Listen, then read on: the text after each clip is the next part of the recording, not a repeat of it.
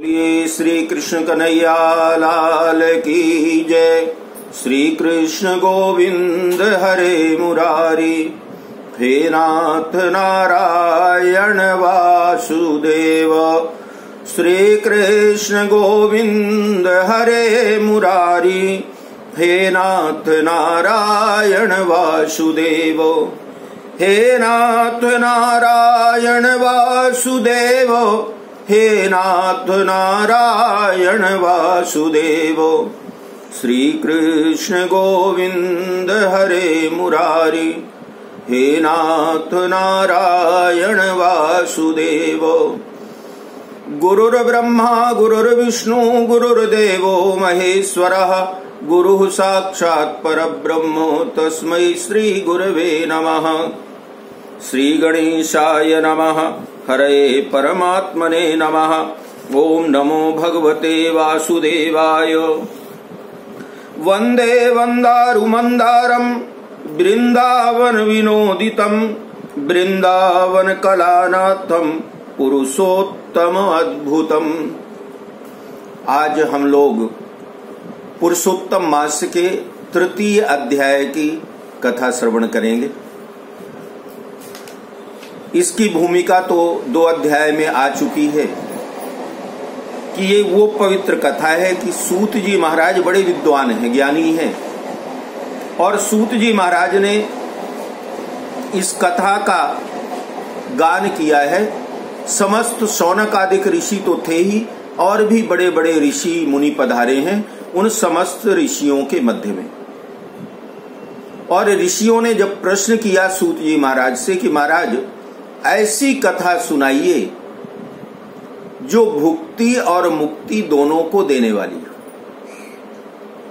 क्योंकि गृहस्थी जो है, गृहस्थी को केवल मुक्ति नहीं चाहिए। जब तक वो गृहस्थ में है उसका धर्म है कि अपने गृहस्थ धर्म में रह करके कोई भी अतिथि, अभ्यागत, गरीब, क्योंकि इनकी सबकी देखिए गृहस्थ आश्रम ऐसा आश्रम है जो सबसे, जिसको हम लोग कहते हैं ना कि साडे गुरु जी, हमारे गुरु जी, तो गुरुओं का जेड़ा आश्रम है उस आश्रम को भी कौन चलाता है? गृहस्थी ही तो चलाता है। तो गृहस्थ आश्रम ऐसा आश्रम है जो सारे आश्रमों को संचालित करता है। तो गृहस्थ के लिए भुक्ति, भुक्ति मतलब होता है संसारिक भोग की वस्तुएं। अब भोग की वस्तुएं, भोग को गलत शब्द नहीं मानना चाहिए। भोग का मतलब इस शरीर को चलाने के लिए भोजन, वस्त्र आदि की आवश्यकता होती है, उन सब को ही कहा जाता है संसारिक भुक्ति, भोग। और मुक्ति मतलब मृत्यु सुधर जाए, मृत्यु सुधर जाए। मुक्ति का मतलब मोक्ष नहीं है, मुक्ति का मतलब होता है मृत्यु का सुधर जाना। जन्म तो हमारा सुधरा या बिगड़ा जो भी था, जब जन्म हो गया तो जैसा भी होना था हो गया। लेकिन बुद्धिमान, ज्ञानी, विद्वान, समझदार वही है जिसने अपनी मृत्यु सुधार लिया। मरना देखिए सबको होता है, सबको एक ना एक दिन मृत्यु आती है, लेकिन जो अपनी मृत्यु को सुधार ले वही तो सच्चा संत है, वही साधु है, वही ज्ञानी है, वही विद्वान है। और मृत्यु कैसे सुधरती है कि पूर्व जन्म के संचित कर्मों के अनुसार हमको ये शरीर मिला, ये जीवन मिला। इस जीवन को प्राप्त करके, और ये ऐसा मुक्ति सुलभ जीवन है कि मनुष्य शरीर को प्राप्त करके ही मुक्ति मिल सकती है। बाकी 84 लाख योनियों में कोई भी ऐसी योनि नहीं है जिसमें जीव को मुक्ति प्राप्त होती है। तो मनुष्य शरीर को प्राप्त करके और ऐसे कर्म करें कि जब यहां से जाएं तो पूर्व जन्म के संचित पुण्यों को तो इस जीवन में भोग लिया, दुख रूपी जो पाप थे उन पापों को भी भोग लिया, और पाप और पुण्यों को सबको भोग करके ऐसे पवित्र होकर के जाएं कि हमारे खाते में कुछ बचा ही ना हो। और जब कुछ शेष नहीं रहेगा, देखिए उधारी मांगने वाला जमींदार जो होता है वो उसी के घर में आता है जिसने कर्जा लिया। अगर कर्जा नहीं लिया है तो मांगने वाला क्यों आएगा?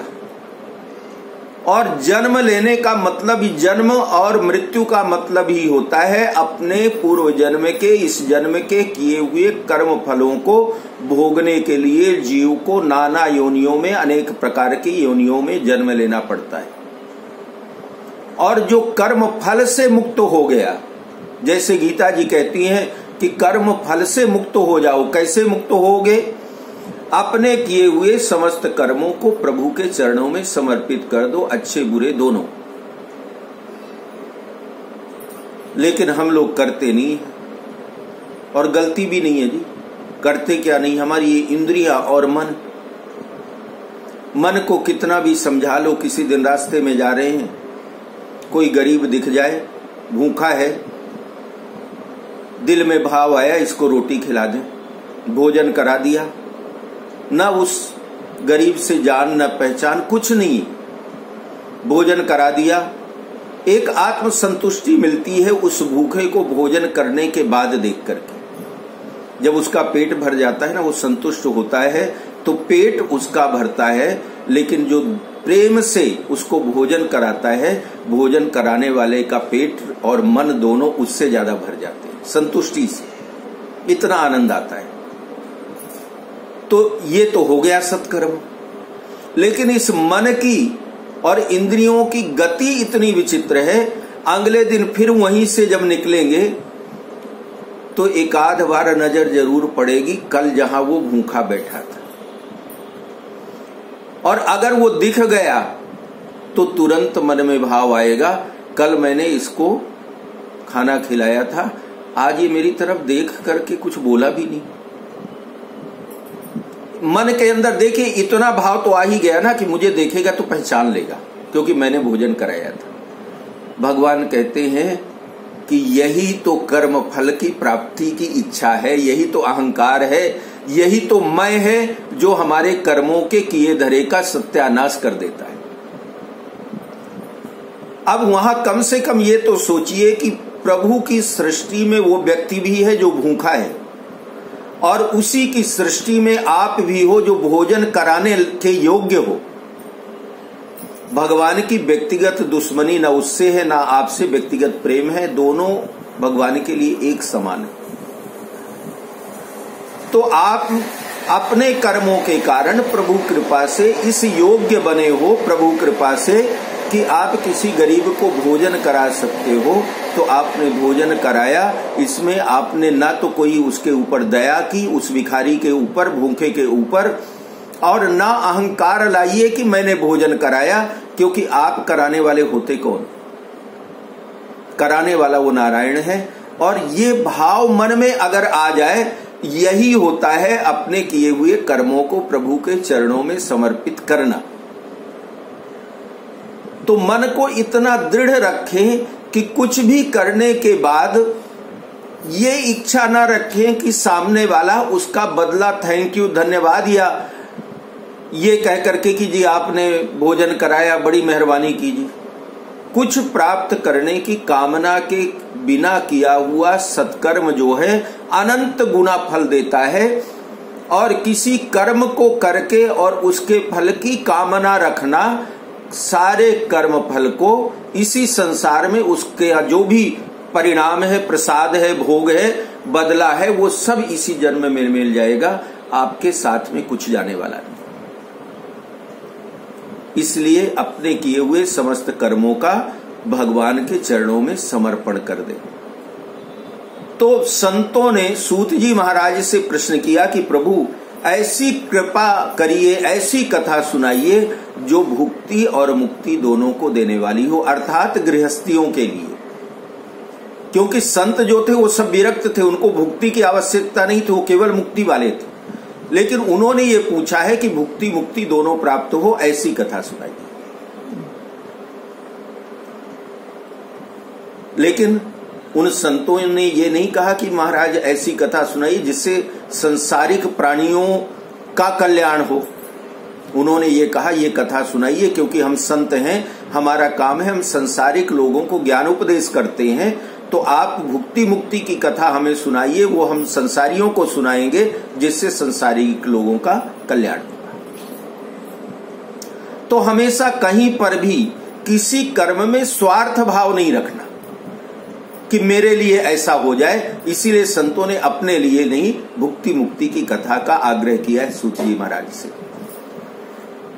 सूत जी महाराज कहते हैं कि हे ऋषियों, जैसे कि कल भी हमने सुनाया था कि नारद जी भगवान के लोक में पहुंचते हैं क्षीर सागर में, और नारद जी ने भगवान से प्रश्न किया है कि प्रभु ऐसी कोई कथा सुनाइए कि जिससे संसारियों का कल्याण हो। तो भगवान ने कहा ठीक है नारद, आपको पुरुषोत्तम मास की कथा सुनाते हैं। तो नारद जी ने पूछा महाराज ये पुरुषोत्तम मास कहां से आ गया? अभी तक तो हमने चैत्र कार्तिक माघ ये सारे मास 12 महीने सुने हैं, और ये 13वां पुरुषोत्तम मास कहां से आ गया? तब भगवान ने कहा कि नारद, ये एक ऐसा महीना है जो सौर और चंद्रमास, सूर्य मास और चंद्रमास दोनों के कम और ज्यादा गति के कारण बनता है। 11 महीने लगभग प्रति वर्ष के बढ़ जाते हैं चंद्रमास में।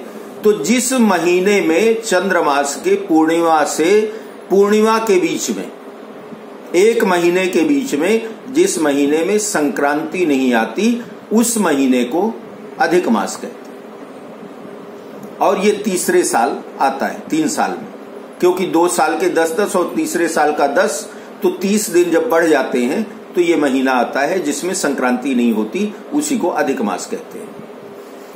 तो जब अधिक मास आया तो अधिक मास का सबने तिरस्कार कर दिया। भगवान कहते हैं कि सबने कहा ये तो मल मास है, मतलब हर साल का कचरा जो निकलता था 10-10 दिन का, उसको जोड़ के बना हुआ है, छोड़ो इसको, ये अशुद्ध है, अपवित्र है। मल मास रोने लगा। उस समय भगवान कहते हैं मैंने अधिक मास को, उस मल मास को मैंने सांत्वना दी कि तुम रो मत, मैं तुम्हें अपना नाम प्रदान करता हूं।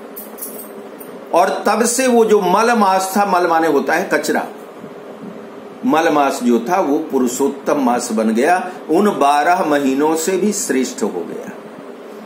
अर्थात जो भगवान की शरण में जाता है, या इसको यूं कह लीजिए कि जिसका जगत तिरस्कार करता है, उसको भगवान अपना लेता है। इससे क्या समझ में आया? परिवार के, घर के जब कोई अपमान करे, तिरस्कार करे तो दुखी मत हो, तब ये मानो कि ठाकुर जी की कृपा होने वाली है, क्योंकि ठाकुर जी की कृपा ही उसी के ऊपर ही तो होती है जिसका कोई नहीं होता। तो जब घर के लोग अपमान करें, तिरस्कार करें, तो निंदा बुराई नहीं करना चाहिए, दुखी नहीं होना चाहिए। तब तो ये मानना चाहिए कि मेरे ऊपर अब ठाकुर जी की कृपा होगी, क्योंकि जब अपने लोग नहीं अपने रह जाते, तब वो होता है अपना जो सबका होता है। अर्थात जगत जब छोड़ देता है, तब वो परमेश्वर अपना हाथ पकड़ा देता है। तो जब संसार तिरस्कार करे, दुखी मत हो, तब तो और ज्यादा प्रसन्न होना चाहिए, क्योंकि सही में खुशी के दिन तो अब आने वाले हैं। ये संसार वाले क्या खुशी देंगे? जब तक स्वार्थ है, कुछ कर सकते हो, दे सकते हो, तब तक तो वो आपके हैं। और जिस दिन आप किसी काम के नहीं रह जाओगे, बिस्तर में लेट गए 80 साल 90 साल, तो वही लोग फिर भगवान से पूजा पाठ करेंगे और हाथ जोड़ेंगे कि प्रभु अब उम्र हो गई, अब उठा लो इनको, क्योंकि किसी काम के नहीं, बेकार में दवाई का खर्चा और सुबह शाम सेवा करो, तो उठाओ, जो घर में है वो तो बचे। लेकिन जब घर वाले उठाने की बात करते हैं, तब कन्हैया आ जाता है कि कोई बात नहीं, जब तेरे घर के सारे साथ छोड़ रहे हैं ना, अब मैं हाथ पकड़ूंगा।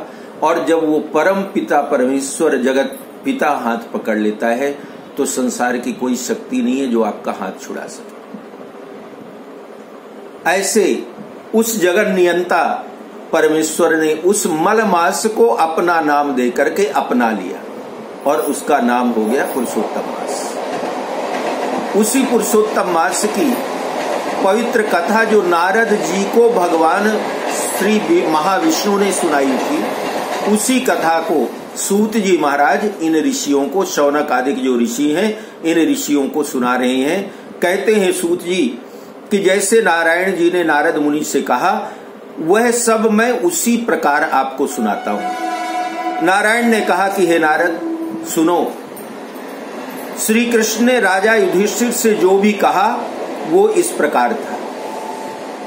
एक बार धर्मराज, ये युधिष्ठिर का नाम है धर्मराज, एक नाम युधिष्ठिर का और था अजात शत्रु, जिनका कोई शत्रु ही नहीं था। युधिष्ठिर कभी किसी को अपना शत्रु नहीं मानते थे क्योंकि वो स्वयं धर्मराज थे। तो राजा युधिष्ठिर को दुष्ट दुर्योधन आदि ने कपट करके जुए में हरा दिया और दुर्योधन के कहने पर दुशासन ने द्रौपदी के बालों को पकड़ करके खींचा, और जब द्रौपदी के बालों को खींचा तो भगवान श्री कृष्ण ने उस समय द्रौपदी की लज्जा रखी। जब वो साड़ी उतार रहा था दुशासन, तो भगवान ने लज्जा रखी द्रौपदी की। ये तो एक दिन और मैं सुना चुका हूं कि द्रौपदी ने उलाहना दिया था भगवान से कि प्रभु कितनी देर तक मैं आवाज लगाती रही, द्वारिकाधीश पधारो मेरी रक्षा करो। तो भगवान ने कहा कि देख सखी, भगवान द्रौपदी को सखी कहते थे, तो भगवान कहते हैं देख सखी, मेरी गलती नहीं, गलती तो तेरी है। तू द्वारिकाधीश को बुला रही थी हस्तिनापुर में, तो द्वारिका से हस्तिनापुर तक आने में समय तो लग जाता है ना, इसीलिए ज्यादा समय लग गया। अगर तूने जो तेरे अंदर में बैठा हूं उस कृष्ण को अगर पुकारती तो एक पल भी नहीं लगता, तेरे अंदर ही तो बैठा था, निकल के बाहर आ जाता। और तूने द्वारकाधीश को बुलाया इसलिए समय लग गया। तो इसमें उलाहना मत दे, गलती सखी तेरी थी। इससे एक ज्ञान ये भी लेना चाहिए कि भगवान द्वारिका में नहीं है, भगवान आपके और हमारे सब के अंदर विराजमान है। केवल आवश्यकता है अंतर्मुखी होकर के और उनके उस परम स्वरूप का दर्शन करने की। हम लोग चारों तरफ भटकते रहते हैं, लेकिन जो अंदर बैठा है उसका दर्शन नहीं करते। तो कहते हैं भगवान ने, सूत जी ने कहा कि भगवान ने उस समय आकर के और द्रौपदी की रक्षा की। इसके उपरांत प्रतिज्ञा जैसे की थी पांडवों ने, तो प्रतिज्ञा के अनुसार गृहस्थ का त्याग करके, हस्तिनापुर का त्याग करके, और पांडव लोग काम्यक नाम के वन में चले गए। वन में पांडवों ने बहुत सारे कष्ट उठाए, ये तो आपने महाभारत की कथा में, सीरियल में देखा ही होगा। उन दुखी जनों को मिलने के लिए, देखने के लिए एक बार भगवान श्री कृष्ण काम्यक वन में पधारे, जहां पर पांडव लोग जंगल में रह रहे थे। और उस समय अपने निकट भगवान को पाकर के पांडव इतने प्रसन्न हुए जैसे किसी के प्राण निकल रहे थे और अब प्राण वापस आ गए। भगवान को पाकर के तो सारे पांडव बिल्कुल प्रफुल्लित गदगद हो गए। अब तो कृष्ण आ गए, और द्रौपदी ने भी भगवान के चरणों में बारंबार अपना सिर नमन किया, नवाया। भगवान बहुत दुखी हुए, और उस समय भक्त वत्सल विश्वात्मा भगवान श्री कृष्ण धृतराष्ट्र के पुत्र दुर्योधन आदि को, क्योंकि भगवान ने देखा पांडवों को और द्रौपदी को कितना बड़ा कष्ट है, और उस कष्ट को देख करके भगवान से रहा नहीं गया, और भगवान को इतना कोप आया कि दुर्योधन आदि को भस्म कर डालने की इच्छा से भगवान कृष्ण क्रोध करने लगे। तो जो मधुर मुस्कान वाला मुखारविंद था भगवान का, अब वो बिल्कुल कोप वाला बन गया, क्रोध वाला बन गया। अर्जुन भगवान श्री कृष्ण के, यहाँ पर सूत जी कहते हैं कि भगवान श्री कृष्ण के उस बीभत्स रूप को देख करके अर्जुन डर गया। बीभत्स का मतलब होता है बड़ा भयानक। इतना भयानक भगवान का स्वरूप हो गया कि अर्जुन, पांडव आदि सारे डर गए। और युधिष्ठिर द्रौपदी ने हाथ जोड़ करके भगवान की स्तुति की, प्रार्थना की। अर्जुन ने कहा कि हे नाथ, आप जगत की रक्षा करने वाले हो, मैं इस जगत से बाहर नहीं हूं, मैं भी इस संसार में ही रहता हूं, अर्जुन कहते हैं। तो हे प्रभु, आप क्रोध मत करिए, आप मेरी रक्षा क्यों नहीं करते महाराज? सांसारिक कोप को आप दूर कर दीजिए, क्योंकि अगर संसार के ऊपर देखिए, ये एक एक शब्द अगर समझे कितने सुंदर है। अर्जुन कहते हैं कि प्रभु इस कोप स्वरूप का परित्याग कर दीजिए, क्योंकि ये कोप आपका संसार को भस्म कर देगा और संसार में तो हम भी रहते हैं। तो अर्जुन कहते हैं प्रभु मेरी रक्षा करिए, इस कोप स्वरूप का त्याग कर दीजिए। ऐसे जो भक्त होते हैं ना, उनके ऊपर ही भगवान की कृपा होती है। समझिए तो देखिए कि किसके ऊपर कोप कर रहे हैं, दुर्योधन के ऊपर। जिस दुर्योधन ने द्रौपदी का अपमान किया, पांडवों का अपमान किया, लेकिन इन पांडवों को देखिए, इनसे भगवान मिलने क्यों जाते हैं? क्योंकि दुर्योधन आदि को भस्म करने के लिए जब भगवान ने कोप किया है, तो भी अर्जुन प्रार्थना करते हैं कि प्रभु कोप को शांत कर लीजिए। इस संसार में अपने शत्रु को भी दुख हो, ये कभी इच्छा नहीं करनी। यही है भगवत भक्ति। क्योंकि जब सबके अंदर वो नारायण है, तो फिर आप अगर किसी के दुखी होने की कामना करते हैं तो फिर नारायण की कृपा कहां से होगी? अर्जुन कहते हैं प्रभु आप इस कोप स्वरूप को दूर कर दीजिए। आप तो इन सारी बातों को जानते ही हैं। हे प्रभु, मैं आपके चरणों में बारंबार प्रणाम करता हूं। श्री नारायण कहने लगे कि इस तरह अर्जुन की करबद्ध विनती और बारंबार प्रणाम और प्रार्थना करने पर भगवान श्री कृष्ण ने अपने क्रोध का त्याग कर दिया। ये कथा आप शुरू में ही समझ लीजिए एक बार और, नहीं तो कंफ्यूजन रहेगा बीच में। ये कथा भगवान श्री नारायण नारद जी को सुना रहे हैं और उसी कथा को सूत जी ऋषियों को सुना रहे हैं। तो कहीं कहीं जैसे अभी मैंने सुनाया कि भगवान नारायण ने कहा कि अर्जुन की बात सुन करके, अर्जुन की प्रार्थना को स्वीकार करके भगवान ने अपना क्रोध शांत कर लिया,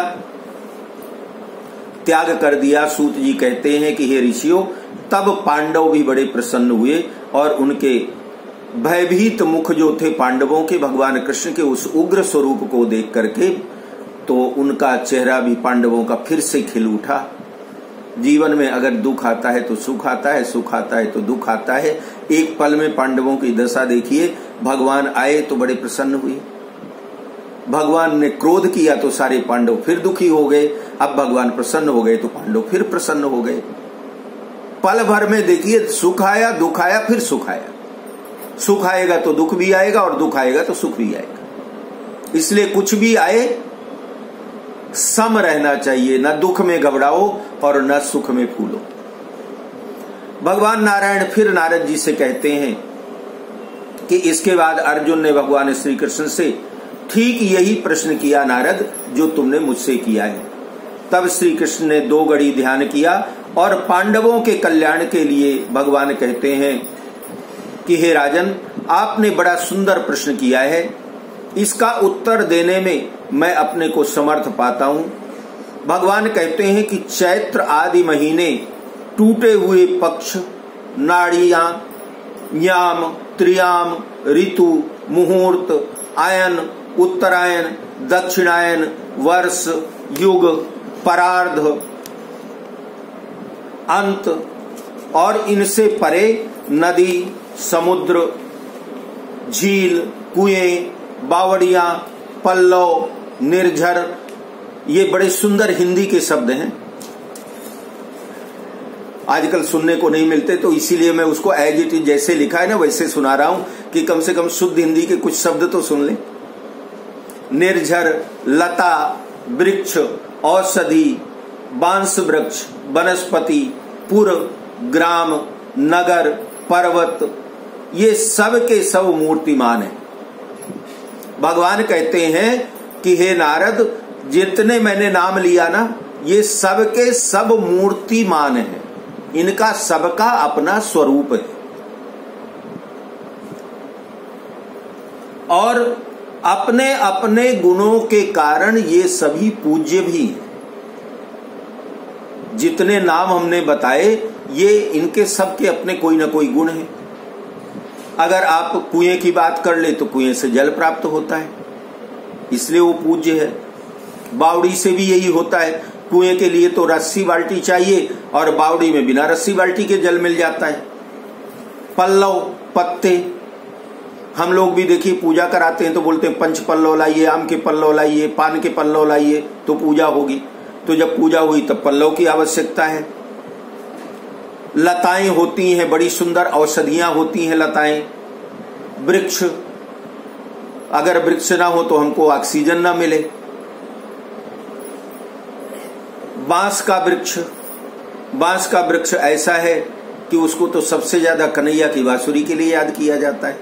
अगर बांस का पेड़ ना होता तो कन्हैया कौन सी बांसुरी बजाता, और अगर बांसुरी ना होती तो राधा ना होती, और अगर राधा ना होती तो कन्हैया आते ही नहीं। तो अगर बांस नहीं होता तो कन्हैया नहीं आते, इतनी इंपॉर्टेंस है उस बांस की। तो भगवान कहते हैं ये सब के सब मूर्ति रूप हैं, पूज्यनीय है। अर्थात किसी का, अब देखिए इसका भाव क्या है, भगवान ने पहले कहां से शुरू किया, महीना, दिन, होरा, घड़ी, नक्षत्र, उत्तरायण, दक्षिणायन, ऋतु। तो कोई भी दिन, कोई भी ऋतु, कोई भी महीना, कोई भी घंटा अशुद्ध नहीं होता और ना अशुभ होता। इन सब का सब अपने अपने ये सब गुणों से परिपूर्ण है और सारे के सारे पूजनीय हैं। इन सब में कोई नहीं है जो अपूज्य और स्वामी रहित हो। भगवान कहते हैं सबका कोई ना कोई मालिक है, स्वामी है। हे पांडुपुत्र, इनमें एक समय अधिक मास की भी उत्पत्ति हो गई। अब नारद जी ये कथा किसको सुना रहे हैं, युधिष्ठिर को। यहाँ प्रसंग वो है कि युधिष्ठिर को नारद जी सुना रहे हैं, और नारद जी कहते हैं कि एक समय अधिक मास की भी उत्पत्ति हो गई। सब लोगों में लोग उसे अनाथ, स्वामीहीन, नंदनीय, ये जो अधिक मास है, अपूज्य और मलमास, रवि संक्रांतिहीन आदि नाम से पुकारते थे। शुभ कर्मों के लिए इसे त्याज्य कह करके इसकी निंदा की गई कि इसमें शुभ कर्म कोई नहीं करना। ऐसे निंदा और अपमान के वचन सुन करके अधिक मास तेजहीन, निरुद्योगी, निरुद्योगी का मतलब होता है कोई काम न करने वाला, आलसी, अकर्मण्य। तो अकर्मण्य दुखी हो गया और फिर अत्यंत चिंतित होकर के मरणासन्न हो जाता है। मतलब ऐसा हो गया अधिक मास कि अब मुझे रहना ही नहीं चाहिए, क्योंकि जब किसी को जरूरत ही नहीं है मेरी, मैं तो ऐसा हो गया कि ना किसी महीने में आता हूं, ना किसी तिथि में आता हूं, तो मेरी तो कोई गिनती ही नहीं है। और सही बात यह है कि जो भगवान में मिल जाए उसकी गिनती कौन करेगा, क्योंकि भगवान का तो कोई ना आदि है और ना कोई अंत है। तो जब आदि अंत कुछ है ही नहीं भगवान का, तो उनकी गिनती क्या हो सकती है। तो जब वो मरणासन्न हो गया तो अंत में किसी प्रकार अपने मन को समझा करके, और वह भगवान कहते हैं नारद जी से कि हे नारद, मेरी शरण में आया। हे अर्जुन, वह बैकुंठ में आया और मुझे साष्टांग दंडवत किया, मेरे दर्शन पा करके, और उसने करबद्ध होकर के अपने नेत्रों में अश्रु भर लिए।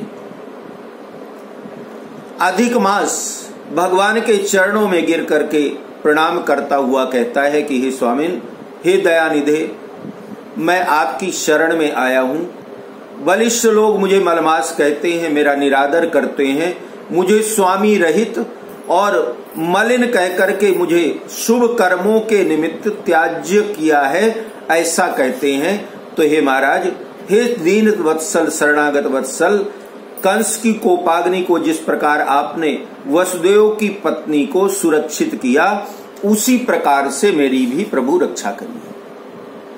अधिक मास कहता है महाराज, देवकी की आपने जैसे कंस के कोप से रक्षा की थी, कंस के गर्भ में स्वयं आए और आकर के बाद में आपने कंस का संहार किया, उसी प्रकार प्रभु मेरे भी दुख से मेरी रक्षा करिए, मेरे इस कष्ट को दूर करिए। इस प्रकार जब बारंबार निवेदन करता है, उस समय प्रसन्न होकर के, और भगवान पुरुषोत्तम श्री हरि नारायण ने, भगवान नारायण कहते हैं नारद से कि हे नारद, उस समय मेरी शरण में मेरा एक नियम है कि जो भी मेरी शरण में आता है मैं अपने शरण में आए हुए को हमेशा अभय दान देता हूँ, अपनी शरण प्रदान करता हूँ। तो जब अधिक मास मेरी शरण में आया उस समय हे नारद मैंने उसको आशीर्वाद दिया और उसको अपना पवित्र पुरुषोत्तम नाम प्रदान कर दिया। और जो लोग ये कहते हैं कि ये अधिक मास से कोई शुभ कार्य वर्जित है, तो इसलिए नारद मैंने उस पुरुषोत्तम मास को ये भी वरदान दिया कि इस पुरुषोत्तम मास में शुभ कार्य जो भी करेंगे, शुभ कार्य अर्थात जो सांसारिक कर्म है उनके अतिरिक्त, सांसारिक कर्म का मतलब होता है शादी ब्याह, नामकरण, गृह प्रवेश, ये संस्कार जो हैं, सांसारिक जो कर्म है उनके अलावा कोई भी कर्म अगर सांसारिक व्यक्ति करेगा तो उसको उसका 10 गुना अधिक फल मैं प्रदान करूंगा अधिक मास में किए हुए किसी भी कर्म का। एक माला जपो तो 1000 हो जाएगा। एक गरीब को रोटी खिलाई तो 10 गरीब को रोटी खिलाने का पुण्य मिल जाएगा। तो भगवान कहते हैं कि इस अधिक मास में किया हुआ कोई भी कर्म, तो जब कोई भी कर्म भगवान कहते हैं तो ये भी समझ लीजिए कि बुरे कर्म का फल भी 10 गुना बढ़ जाता है। इसलिए अधिक मास खतरे का भी है, बुरे कर्मों से बहुत बचना है। हमारे धर्म शास्त्र कहते हैं कि घर में कोई गलती हो जाए ना, कोई पाप हो जाए, मंदिर में जाओ, मत्था टेकते ही वो पाप से मुक्ति मिल जाती है। लेकिन कौन सा? अनजाने में पाप हो जाते हैं। वो मंदिर में कोई अनजाने में पाप हो गया तो तीर्थ स्थान में जाके मत्था टेको, सारे पाप धुल जाएंगे। लेकिन तीर्थ स्थान में अगर कोई पाप हो जाए तो वो पाप जन्म जन्मांतर तक पीछा नहीं छोड़ता। इसी तरह से अधिक मास में किया हुआ सत्कर्म अनंत गुना फल देता है, और अधिक मास में अगर जाने अनजाने कोई पाप हो जाए वो पाप अनंत गुना पाप फल भी प्रदान करता है। इसलिए इस अधिक मास में बहुत सावधानी रखनी चाहिए। जितना समय गृहस्थ के घर गृहस्थी के काम से बचे उस काम समय में भगवान के नाम का चिंतन करें, जप करें, कीर्तन करो, संगीत करें, नाम ले भगवान का जपें।